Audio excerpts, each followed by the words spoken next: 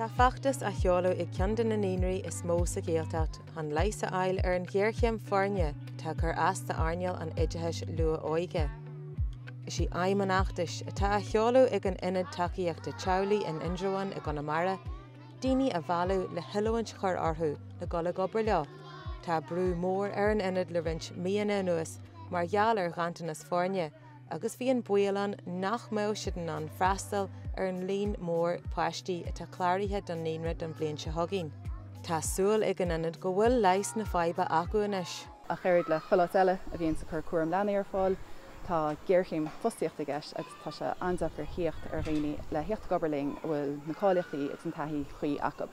Marghealtar sin tá anáthas ar an ógus go muid go feachtas cheola sé sin scéim cáiliachta an ITT agus thríd a scéim seo tuaithe deis go dhaoine cáiliacht amach I bhólam agus cuairm na lua bhlianta, rud a hasíonn le bheith gobar in anad cuairm leanaí agus chumála sin churthir taithí oibre fáilt an seo ins an ITT ins na ranganí difriúilta ein.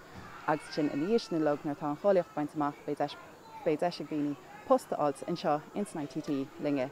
An bhí se caite curú litir amach ag tuismothirí ag rá nach bhéad tú an ITT ghlacu le sé fáiste dhéag a bhí ar liste an níonra do 2023, 2024, ceall do an feirne.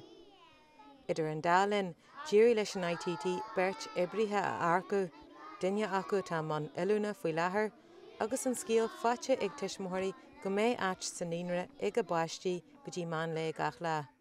Deir Catriona I bhéire príomhaide scoil sa Léirne, bunscoil an cheantar, go raibh an imní ar dhaoine faoine dúchlann atá ribh an inad. Ja, tá sé antábhachtach go mbeadh níonra ar fáil go gasúir chula cheantar gaeltacht an áíre, agus bhí aníomí ar an seo nach an tríú níonra an, bhí anéalah ar níonra mléana, legan an níonra bunfach. Tá gasúd bhín tíocht ag scoilinn seo nach bhfuil éon gach go Somáile, agus tá níonra testáil go géir óna gasúr sin. Chun iad a chuir símaras ach ní bháin sin ach tá níonra testáil ó chuile gasúd. Fiú an cantar dúchas tá níonra testáil.